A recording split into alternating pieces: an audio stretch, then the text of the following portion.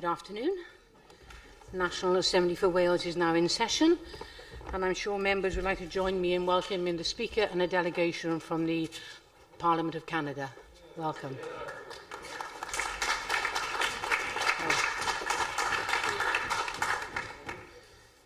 They've said we're so well behaved they come to watch how we do it.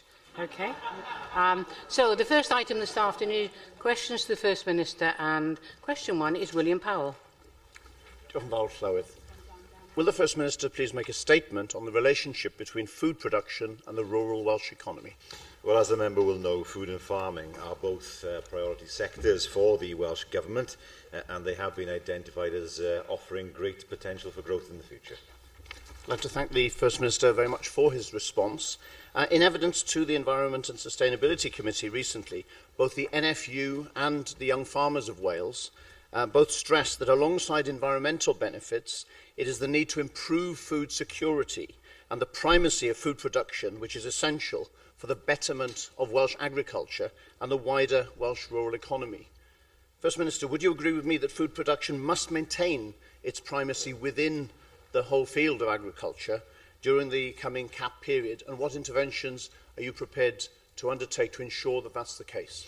As the Minister has said on many occasions, what is important is that we have a sustainable farming industry in the future, and he has outlined steps that will lead to that position, so that as we see budgets potentially being cut in terms of Pillar 1 in years to come, that Welsh farmers are in a position to confront those challenges should they arise.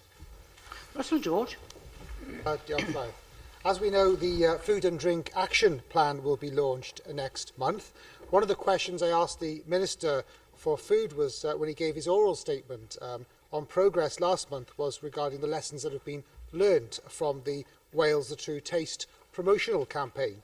Given that industry leaders were less than enamoured with the True Taste of Wales promotional campaign when it was scrapped last year, what lessons has the government learned from that campaign that will make this new action plan radically different? Well, of course, things have changed over the years in terms of how messages are communicated, particularly through the use of social media.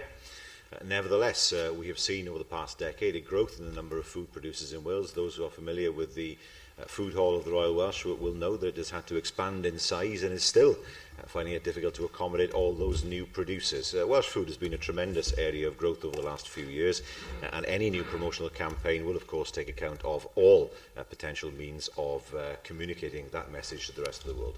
Lle Griffith.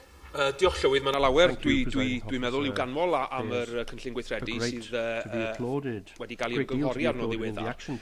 Ond un gofid sydd wedi fynegu fi ynglyn â'r broses ymgynghorol honno, oedd yr anid bwysedd oedd na yn hermen nifer y cwmnïau bwyd nath ymateb i'r broses ymgynghorol i gymharu ag unigolion a chyrff cyhoeddus ac ymgynghorwyr ac yn y blaen.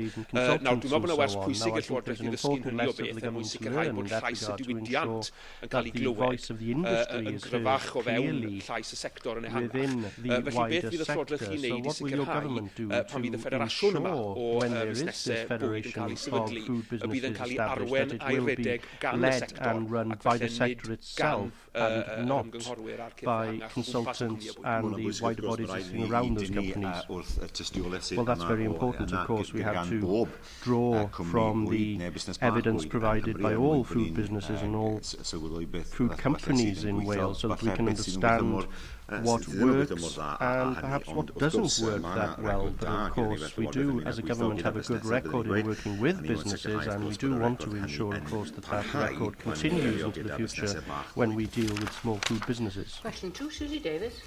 Diolch Llywydd. First Minister, will you make a statement on the review of the individual patient funding request process in Wales? Yes, the review group concluded that the process we have in Wales supports evidence-based decision-making for those treatments not routinely available, and the report of the review is currently out for consultation. That consultation period will end on the 25th of June. Thank you very much for that answer, First Minister. Should the recommendations of the review panel be implemented in full, that could, of course, lead to a growth in the number of people having different treatments. Will those additional treatments be funded from Health Board's current budgets, or, in the absence of a discrete fund, do you have any contingency plans for how they might be paid for? These are, of course, questions which will be considered as part of the process, but clearly we want to make sure that as far as patients in Wales are concerned, that they continue to have access to cost-effective drugs, as has been shown by the University of Bristol study. Lindsay Whittle. First Minister, the review actually states that the IPFR panels continue to operate in isolation from each other and that information sharing is limited. How can the Welsh Government ensure that inconsistencies in the process and outcomes of these IPFR request decisions across health boards do not continue, please? Well, there is a challenge in ensuring that there is equity of access across Wales in terms of cost-effective drugs, and that is something, of course, the Minister is considering to see how that equity can be achieved across Wales. We now move to questions from the party leaders, and first this afternoon, the Leader of Plaid Cymru, Liam Wood. Llywydd, wnaeth Prif Weinidog a ddewid I wneud datganiad llawn ar bolisi'r Llywodraeth ar y iaith Gymraeg yn ystod y Gwanwyn. Pryd bydd y Prif Weinidog yn gwneud hyn? I will, and I will be doing so over the weeks between the half-term recess. Roedd un adroddiad gan y Llywodraeth wedi dangos angen am sgiliau iaith Gymraeg ar draws 8 sector wahanol. Roedd 60% eisiau mwy o sgiliau iaith Gymraeg. Beth yw bwriad y Prif Weinidog gyda sgiliau iaith Gymraeg? Wel, sicrhau yn gyntaf, bydd hwn yn rhan, wrth gwrs, to ensure, first of all, and of course this will be part of the policy that will be developed, that Cymraeg sydd gyda bobl yn barod yn cael I hybu pan maen nhw'n falle'n gadw'r ysgol neu lle maen ddim yn sefyllfa I ddefnyddio'r Gymraeg yn y gweithle yn hanesyddol. So felly sicrhau bod nhw'n cael cyfle I barhau I ddefnyddio'i sgiliau Cymraeg yw'r her to use their Welsh language skills. That's the biggest challenge. Diolch. Un cam pwysig bydd I ddysgu Cymraeg yn ystod y cyfnod sylfaenol I bob plentyn yng Nghymru. Bydd hyn yn helpu gyda sgiliau iaith. This will certainly help with language skills. Does the First Minister agree with this? Wel, wrth gwrs, ni yn ystyried ar hyn o bryd adolygu'r ffordd mae Gymraeg yn cael I ddysgu fel ail iaith. Felly neb dweud o marni bod system presennol wedi bod yn holl lwyddiannus. Achos y ffaith bod ni'n creu siaradwyr hyderus o Gymraeg tu fas i'r ysgolion cyfrwng Cymraeg. So felly mae yna herfa yna sicrhau bod system gyda ni'n dyfodol sydd yn rhoi'r hyder I bobl sydd wedi dysgu Cymraeg I ddefnyddio'r The Welsh learners have the confidence to use the Welsh language. Mae'n ganolbwyntio wrth gwrs ar y cyfnod sylfaenol, and we must, of course, focus on the foundation phase, but also on that phase in key stage 3, where at present, of course, some Cymraeg fel cwrs byr to make the choice between studying Welsh as a short course or a full course. We have to consider whether that is an effective way of continuing in the future. Now we move to Leader of the Opposition, Andrew R.T. Davis. Thank you, Presiding Officer. Last week, First Minister, the Chamber was obviously dealing with the Andrews report that had just been published that morning. In the last 7 days, everyone has had the opportunity to read in detail the findings of that report, and I'd like to pay tribute to Gareth Williams and his colleagues who are in the gallery today for the actions that they have taken. But one of the key lines in that report was saying that the Health Inspectorate Wales had not seen or reported on what could have been a highly visible issues of poor practice. Now, if the independent regulator isn't performing, how can the public have confidence that you stopping a public inquiry coming forward will be able to improve our hospitals? Well, as he will know, this is an issue that the Health Minister is examining. Health Inspectorate Wales was a body that we inherited. It was not set up by the Welsh Government. There are clearly issues that need to be resolved in terms of the way that it operates, and the Minister, of course, has already mentioned the fact that there will be spot checks in the future, because it's important that the issues that have been identified in the report are issues that are examined in every hospital in Wales, and that is exactly what the Minister intends to do. Well, with respect, as has come out, we realise those spot checks were announced some 2 years ago, and the Welsh Government has been in being since the start of devolution 1999, and you say that you inherited that organisation. You are responsible for the day-to-day management of Wales with your government, First Minister. The report also highlighted about how, if some hospitals were to say we were sometimes unable to feed frail and elderly patients, families could take their own action by bringing in and preparing meals or setting up a volunteering system. Why should families have to do that in hospitals across Wales? Do you think that is an unacceptable standard to set for our hospitals here in Wales? Yes, I do, and I'm glad the report identified that. The report was hard-hitting in terms of the issues that it identified. It certainly didn't pull any punches, and we very much welcome that that is exactly what the report identified. We need to ensure that what that report has identified in terms of 2 hospitals are not issues that are in other hospitals in Wales, and that's why those spot checks are being introduced. He should understand, of course, that the Health Inspectorate Wales was set up in the days when this body did not have primary law-making powers, and so was set up by the Westminster Parliament and not by ourselves. There is an opportunity now, of course, to make sure that any body that looks at inspecting our hospitals in the future is as robust as this chamber would want. But what I do understand is that your government has had a considerable amount of time to get on top of these issues. I'm pleased to say that you don't accept that comment in the report, because surely food and drink is a basic necessity that everyone should have a right to, rather than have to be withdrawn in hospitals and actually have patients saying that they're in hell, as some of the patients were commenting on their experience at the Princess of Wales Hospital. One of the other comments that came over in the report last week was this, and your response in particular, which was in response to the report, was, it is not possible for governments to understand what happens on every ward in every hospital at every time.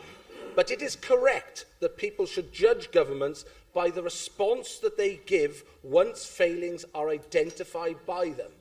Surely people should have confidence that their government will not allow such catastrophic failings to happen within our district general hospitals. The evidence week in, week out is building, First Minister. You, week in, week out, stand there saying that a full public inquiry would not help the situation. Why is it that your government is allowing these situations to continue and yet is still denying a full, open and transparent public inquiry that could do so much to improve the state of our hospitals here in Wales? Well, I do not agree that there is evidence to justify a full public inquiry into all aspects of healthcare in Wales and the millions it would cost, millions that could be used on actually treating people.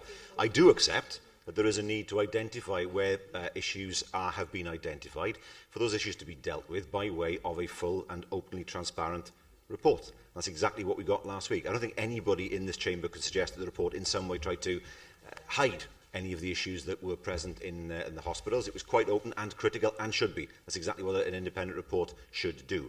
Yes, I stand by what I said last week. The Health Minister has already outlined what we will do as a government to deal with the issues that have been raised in that report. And yes, of course, members can judge us in time on how we have handled those issues. It is important, as I've said, that spot checks are introduced across all hospitals in Wales, because, as he rightly says, the public of Wales deserve to have confidence. But that is the difference between ourselves and his party. We confront these problems openly. His party hides them in England. We now move to Leader of the Welsh Liberal Democrats, Kirsty Williams. Thank you, Presiding Officer. First Minister, over 12 months ago, your government announced a new chapter in the careers service in Wales, heralding a more joined-up, refreshed and revitalised career service designed to deliver a personalised approach to careers information, advice and guidance. Could you tell us, please, how you feel that this new chapter is progressing? It's early days yet, and clearly there's still work to be done in order to make sure that the full range of careers advice is available to all our school students in Wales and indeed our college students. Today, First Minister, we've seen the latest in a report from Esting warning about underperformance in the education system, and one of their criticisms today is that careers advice is out of date, it is too generic and comes too late for many children. And that comes despite your announcement last year that it would be personalised and refreshed. In fact, that comes despite a review into the career service by your government in 2004, another one in 2007, one in 2009, and one in 2010.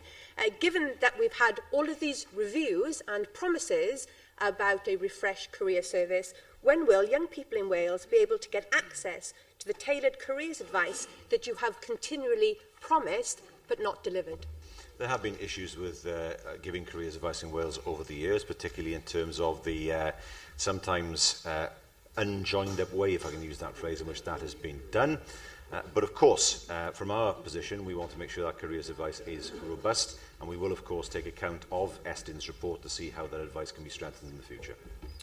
The report from Estin today goes on to say that despite very welcome improvements in attendance and a fall in the number of exclusions, half of all pupils still do not attain a good English or Welsh First Language GCSE or a Maths GCSE. When will the Welsh Government ensure that all Welsh children leave Welsh schools not only with correct careers advice, but the very basic qualifications that will allow them to succeed in this world?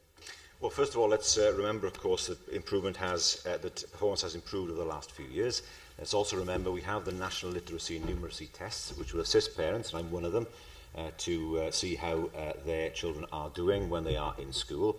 But I do not believe we will ever get the consistency of results that we would want, given the current structure of education provision in Wales. That is why the Williams Commission has looked at the structure of local authorities. We have 6 local authorities in special measures. That is not acceptable. And we need to ensure that in the future we have LEAs that are robust enough and resilient enough to deliver consistent excellence across Wales. We are not in that position yet. We hope, of course, in the next few years, as we move forward with the Williams Commission's recommendations, that will be the case in Wales. We now move back to questions on the paper. It's question 3, Eluned Parrott. Josh Lewis.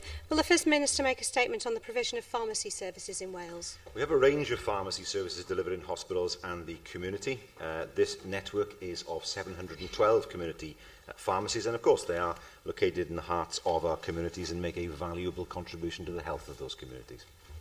Thank you, First Minister. I very much agree. And you may be aware that an English pharmacy company had recently started operating a home delivery prescription dispensing service in my region and had been legally able to run that service without a licence because they were not offering the kind of full range of pharmacy services that our local community pharmacists do.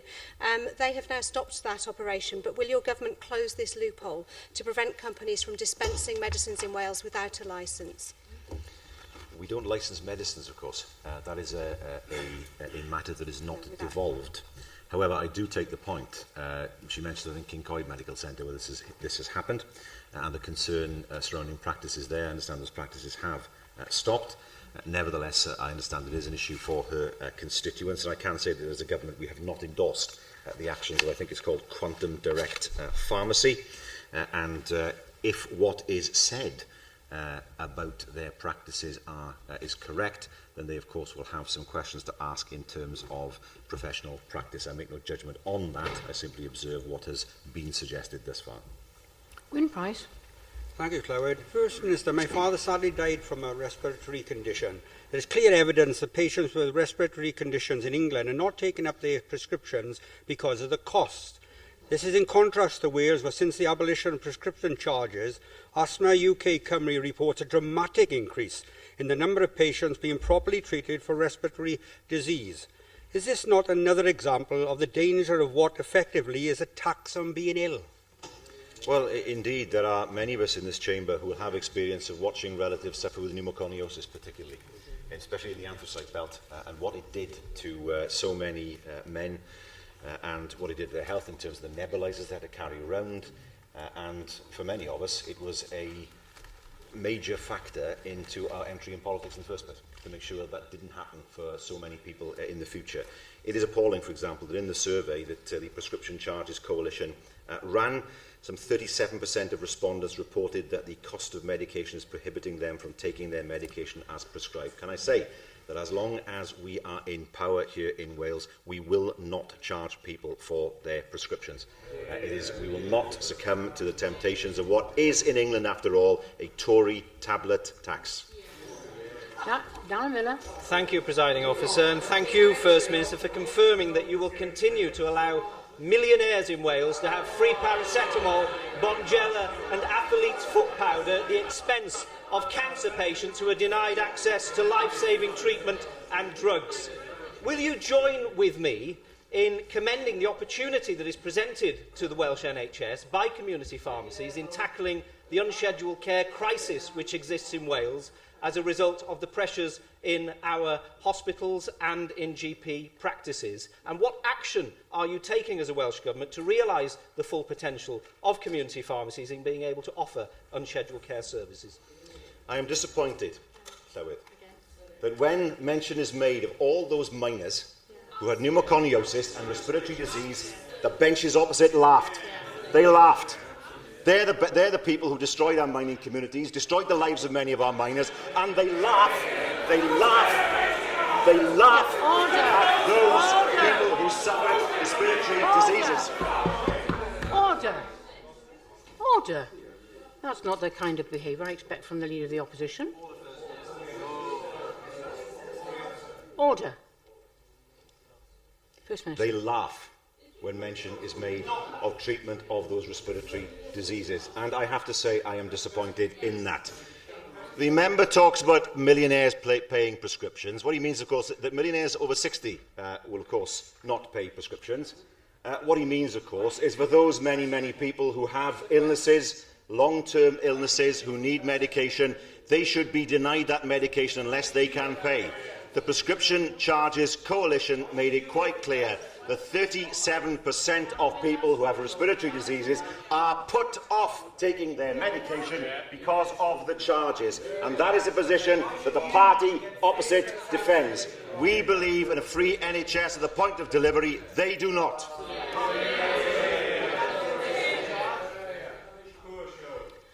Alan Fred Jones. Well, Thank you very much. One has to arrange to be ill a week beforehand in order to see a GP on time these days. And that is why the pharmaceutical service within the community is exceptionally important from the point of view of giving advice. What is the government doing to secure the future of those pharmacists who exist at present in the majority of our largest villages and towns? Well, there is a system in terms of pharmacy in order to ensure that there aren't too many in any given area. We understand that it wouldn't be particularly beneficial if smaller pharmacies were lost in areas and that people had to travel distances to actually get hold of their medicine. So we've been very robust in our support for community pharmacies in order to ensure that that service is available within those communities that need them. Question 4, Mark Isherwood. Yeah, thank you. Well, the First Minister outlined the Welsh Government's policies for the future of local government services in Wales. Yes, our policies for the future of local government services will remain unchanged. We expect them to be the highest quality, efficient and, of course, well-governed. Thank you.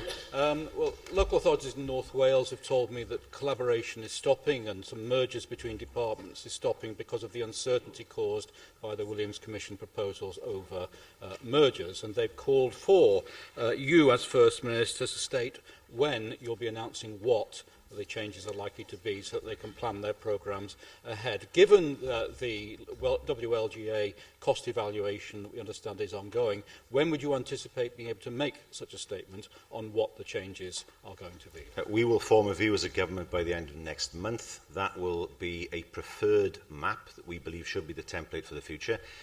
That cannot, of course, be taken forward through legislation. There is a need to discuss the issues further with some other parties in this chamber, and I understand that. In any event, there's no time to take legislation through before the next Assembly election. It's a matter then for parties to put in their manifestos what they wish to do, but it's important that we as a government put forward our public view as to what we think should happen. I'd encourage his party to do the same. Mick Anthony.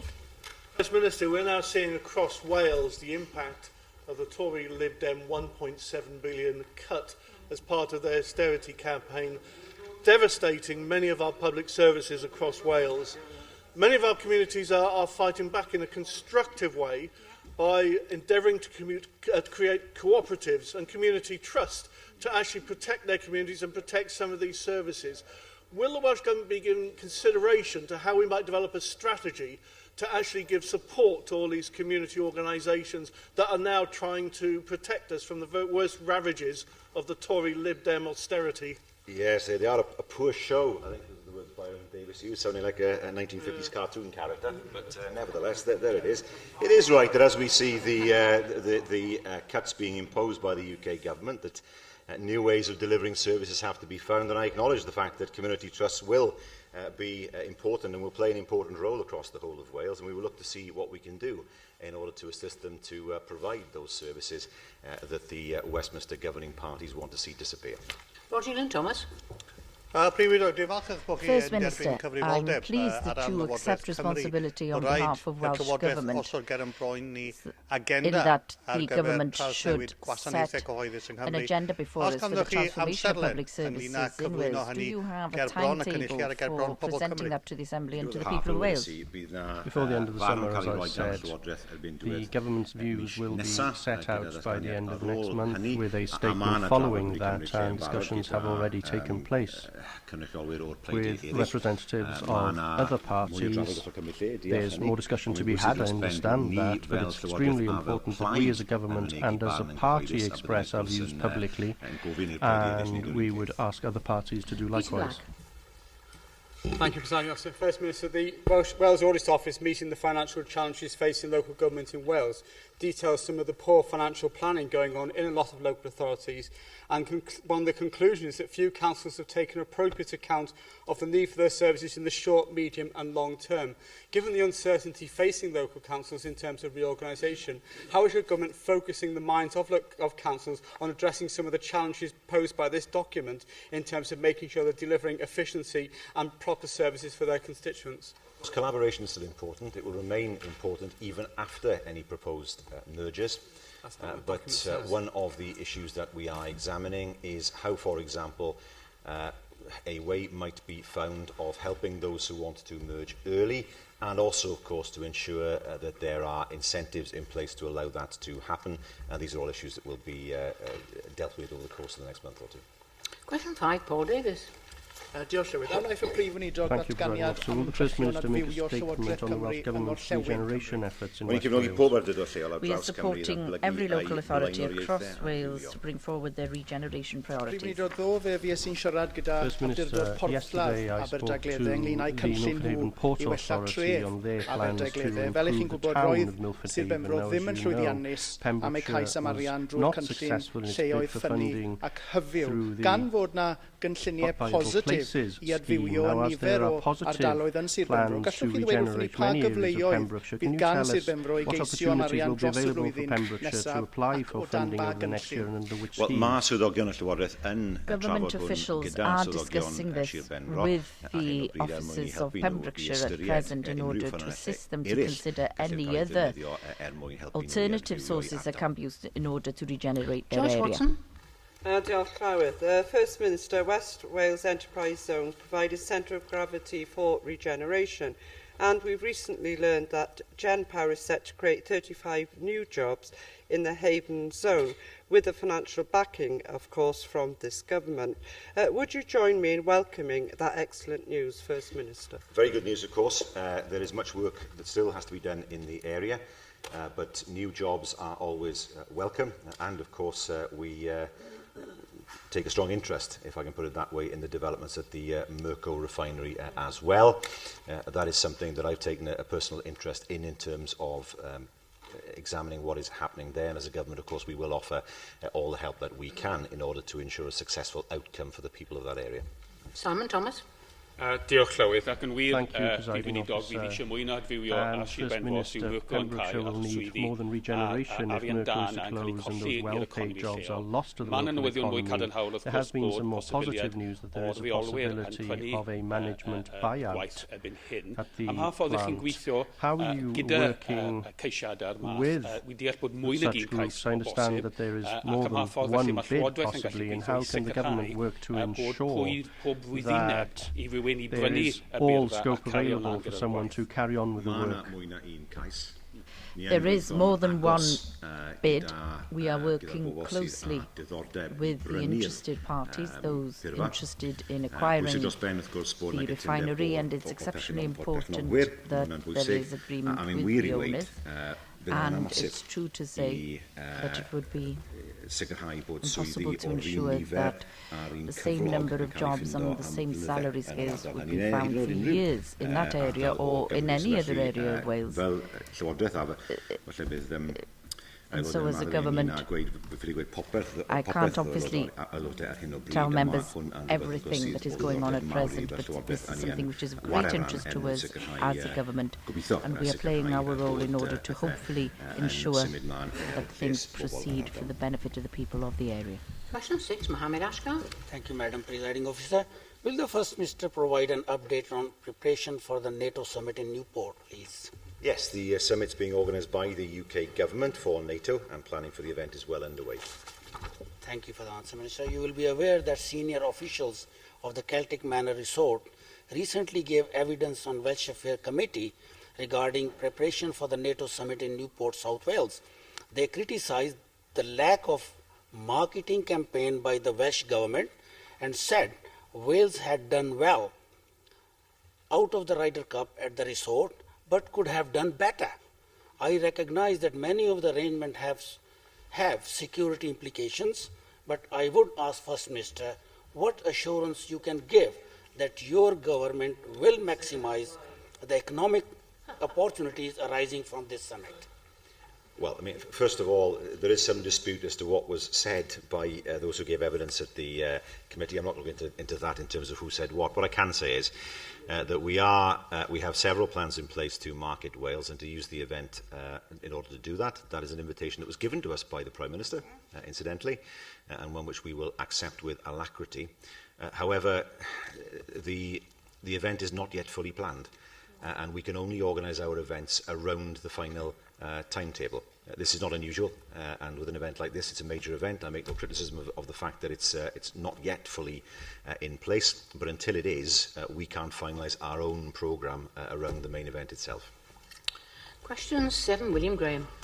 First Minister outlined measures to ensure Wales is able to maximise benefits from the NATO summit. I refer the member to the answer I gave some moments ago. I'm grateful to the First Minister for his reply. My question to you, First Minister, is, though I appreciate what you've just said about events, how can you be sure that you'll be able to maximise the tourist investment opportunities that must be present in Wales for those people attending the NATO conference? Well, there are a number of events that we're looking to organise. Some we hope will involve the heads of government. Others will involve those around the periphery of the event, whether they're delegations, whether they're journalists, for example. And we do have plans for events that would involve those groups of people, but it's not possible to make concrete plans yet until we know what the final timetable looks like. Once we know that, then of course everything will fall into place. Rhina Biowerth. Diolch yn fawr iawn, Llywydd. Tan amlwg mae yna gyfleon economaidd yn deillio o'r uwchgynhadledd hun a tra bod yna gyfle i godi profil Cymru'n gyffredinol. Pa ymdrechion sy'n cael ei gwneud i sicrhau bod yr uwchgynhadledd yma yn gosod sylfaen cadarn ar gyfer cynnal cynadleddau eraill tebyg yn y dyfodol? Well, of course, what's important is that this should be a success. We all understand that. We are extremely fortunate that we have a venue such as the Celtic Manor that can stage an event such as this, and the hope is, of course, that this will be one of a series of events for the future. The Ryder Cup is one event, of course, but with the security required for this event, we must ensure that they consider the Celtic Manor as a pleasant place to hold a summit, and that Wales itself is a pleasant place to visit. And we must ensure that every aspect of Wales is promoted during the event itself. Question 8 is withdrawn. Question 9, Baron Davis. Thank you, Presiding Officer. First Minister, will you make a statement on the accessibility of public transport in Wales? Yes, we're committed to improving public transport accessibility in Wales. For example, we provide some £300 million per year to support bus and rail services across our nation. Thank you very much for that answer. The deadline for formal legal objections has now passed regarding the cuts to the concessionary fares schemes made by your government. I understand, following the publication of pre-action letters, that some operators have started legal action against your government. Will you update the Chamber today with specific details of this serious breakdown in trust between you and bus operators, and specifically how many operators are taking your government to court? I cannot comment on any potential legal action, as the member will know. I do observe, however, that a number of local bus companies in Wales are still providing the service that they did. Jocelyn Davis. Thank you, Presiding Officer.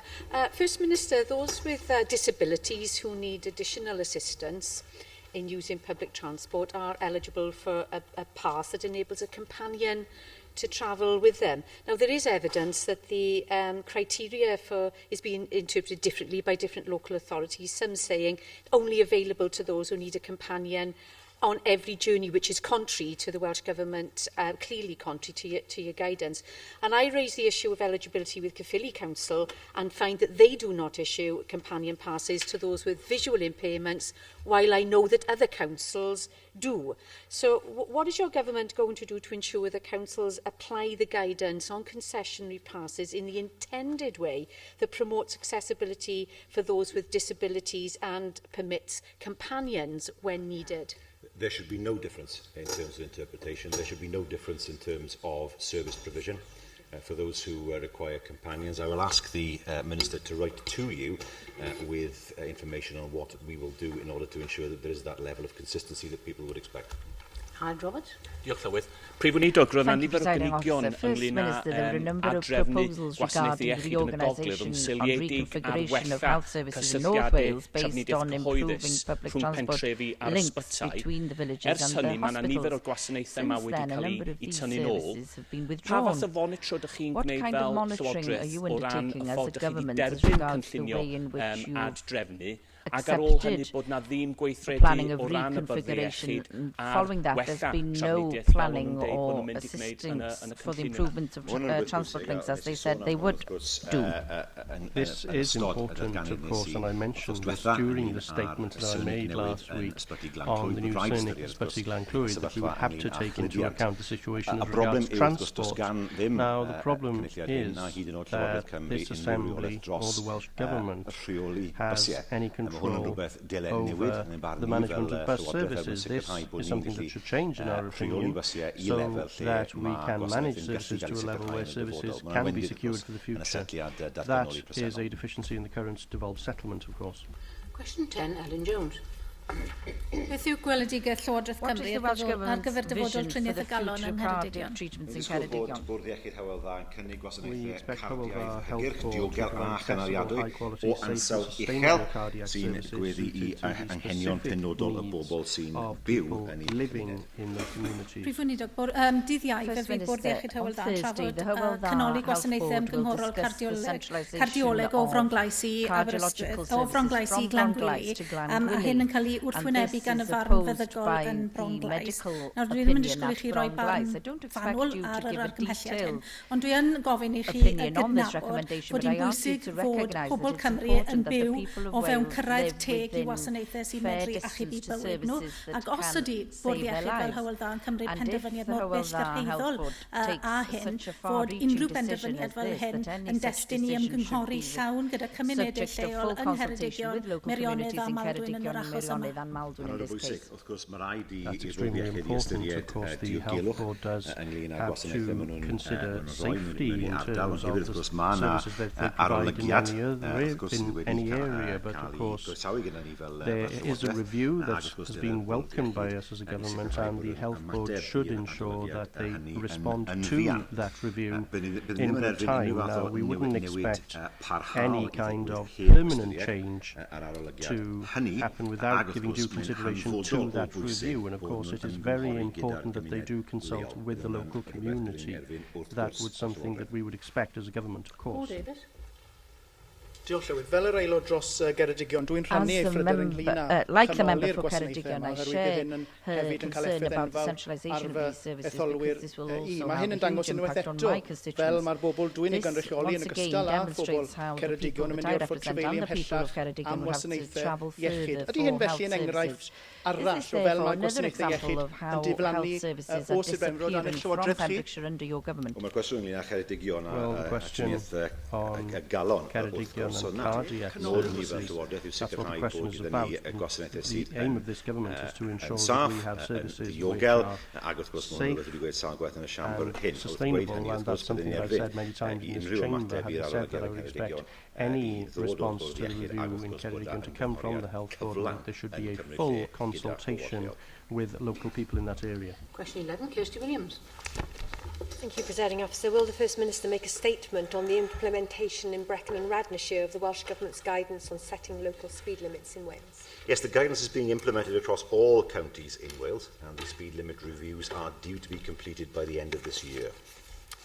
Thank you, First Minister. The guidance that was issued by your government in 2009 stated that the views of local communities should be taken into consideration when speed limits on trunk roads are set. As you've said, the desk exercise is to be concluded by the end of December this year. Could you confirm that government officials have taken the trouble to ascertain what the views of local communities are before those reviews are completed? I'm aware of at least one community council that has long-standing concerns about trunk road speed limits in its areas that have had no communication from your officials regarding this process at all. Well, yes, I expect there to be a level of consultation. Of course, I can say that in terms of her constituency, a speed limit review has been conducted at Senny Bridge and at Llywel. The speed limit reviews on Trecastle and at Llanspyddid on the A40, of course, are underway. And there will be a further review at the Graegoch, Pantasgallog and Sela Benz. These are issues, of course, which require periodic review. The views of those living locally are, of course, important, but, of course, there are other factors such as road safety which need to be taken into account as well.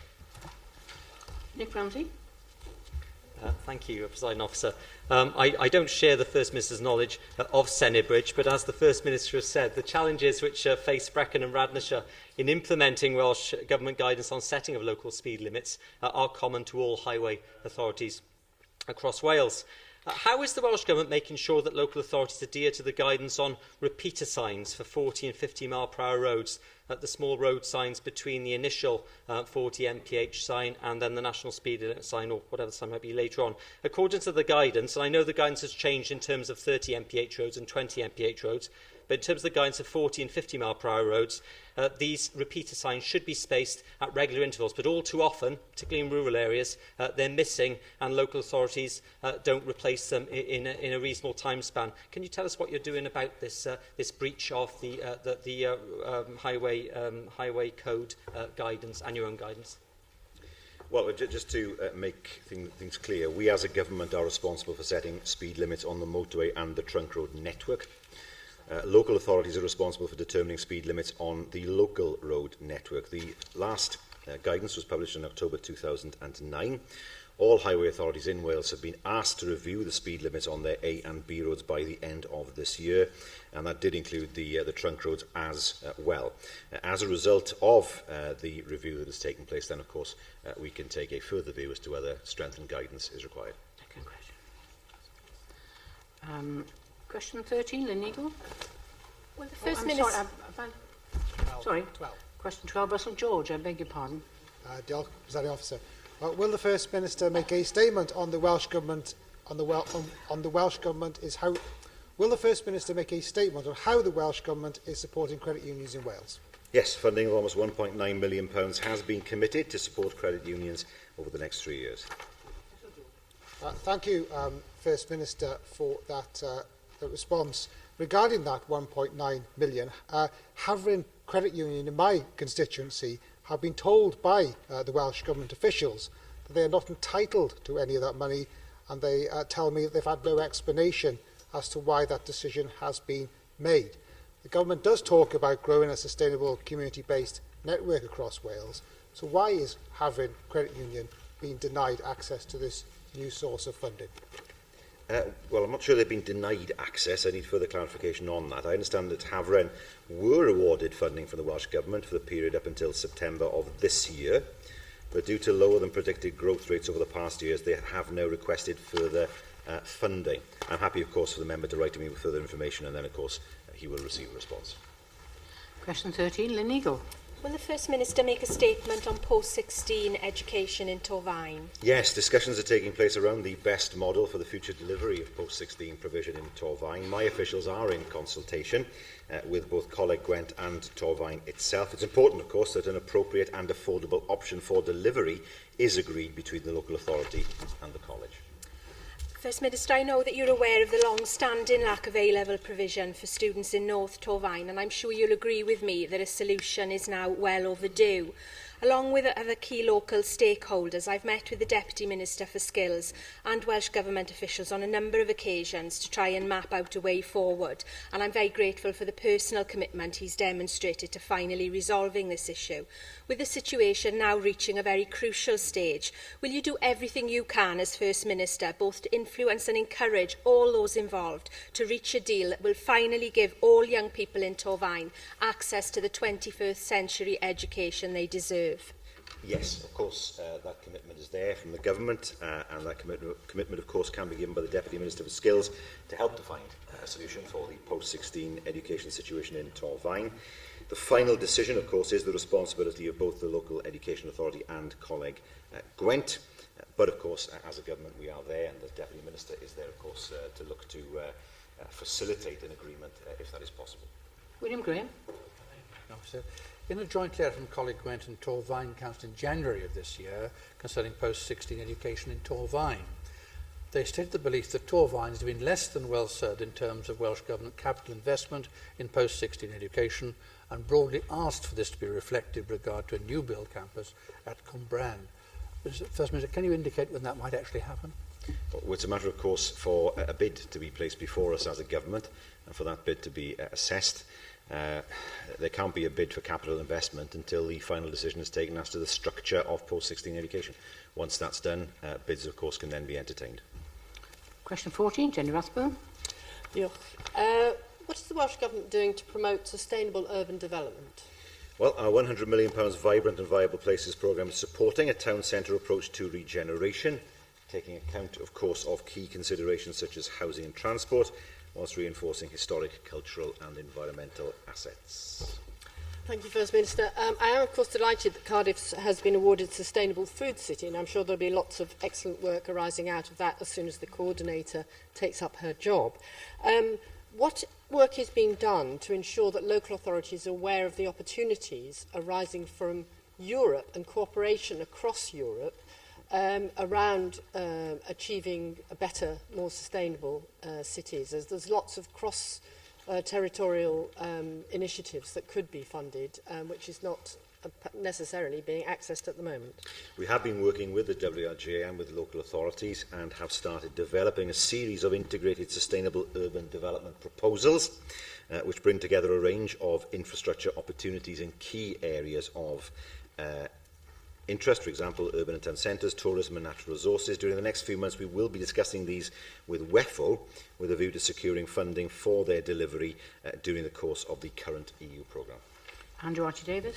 Thank you, Presiding Officer. First Minister, urban development obviously is governed greatly by the planning system. Your government is proposing to bring a new planning bill forward. Can you confirm that that bill is still on target and confirm the date when the Assembly will be considering that bill? Yes, that bill is on target and will be introduced soon. And finally, question 15, Julie Morgan. Presiding Officer, will the First Minister make a statement on the benefits to Wales of the UK's membership of the European Union? Of course, it's something I've said on many, many occasions. The EU benefits Wales in many ways, including structural funds, common agricultural policy, and, of course, unfettered access to the single market. Our economic interests are firmly linked to UK membership of the EU, without which we would find ourselves in a perilous economic position. I thank the First Minister for that response. Would the First Minister agree that, as well as being so important economically, the European Union has been a huge force in ensuring that women have rights in their work and in their family life?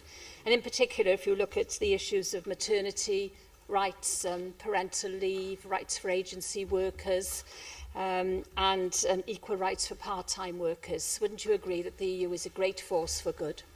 Absolutely. As does she. The same tradition that suggests that workers' rights are paramount and should be, in an ideal world, the same throughout the world. And so the harmony that has been introduced partially, if not wholly, by the European Union is something that I very much welcome. Nick Frampton. First Minister, what is the Welsh Government doing to make sure that the next round of European structural funding, European funding, is far better spent than funding to Wales has been spent in the past? Parts of West Wales and the valleys are once again qualifying and are poorer than parts of Poland.